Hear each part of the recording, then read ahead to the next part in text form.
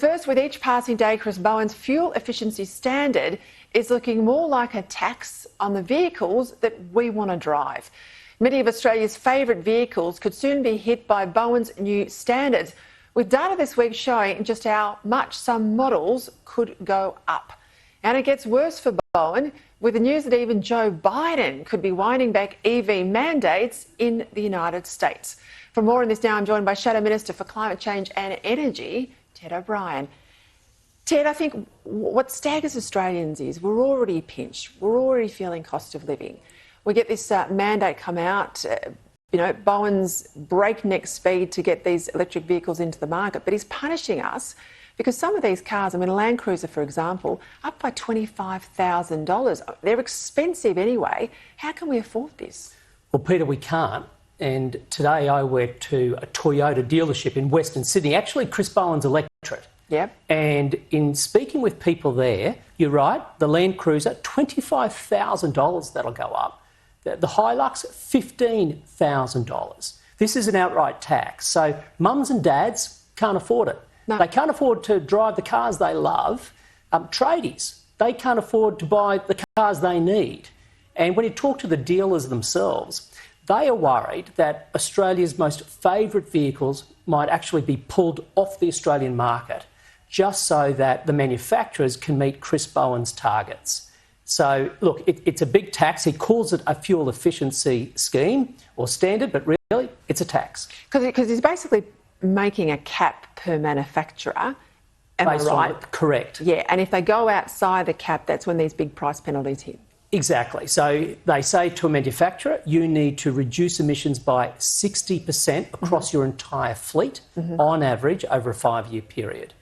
And so what happens, they say, well, if you look at Australia's most favourite ones, so, the Ranger, the Hilux, the D-Max, our 3 most favourite vehicles go above the threshold required. So what happens? You boost the price of those up, so you sell fewer of them, and you bring the price down of EVs to sell more of them.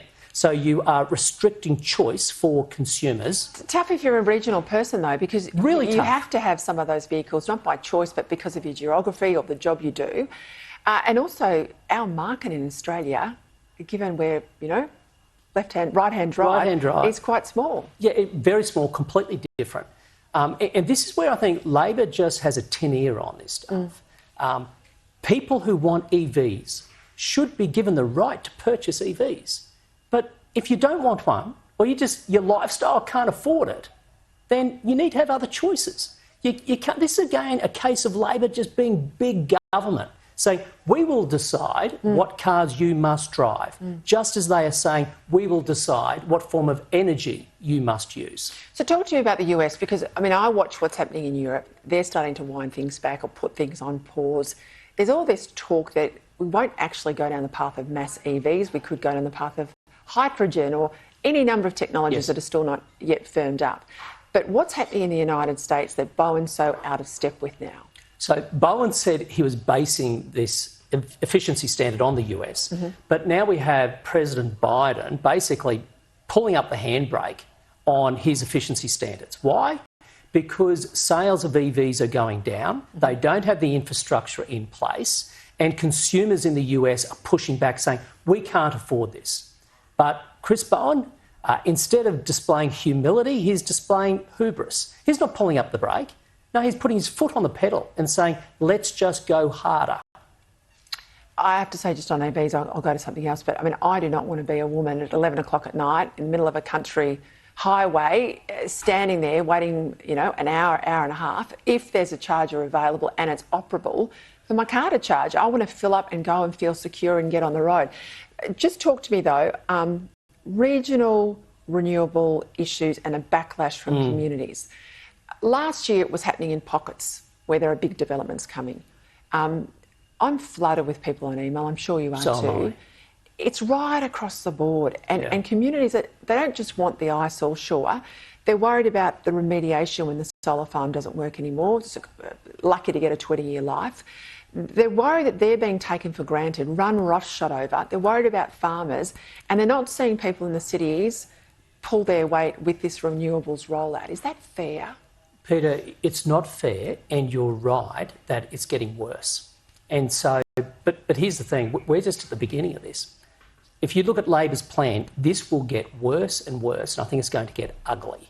Because what Labor is doing, they're going to regional communities. And I've been there, I've been on the ground, I've held forums, I've done all that stuff. And we're not talking about regional people who are saying, I hate this particular technology.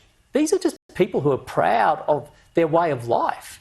They love the forest, they love the animals, the habitat, the environment, the ocean. And basically they have a government that is displaying reckless indifference towards their way of life. And they're Australians.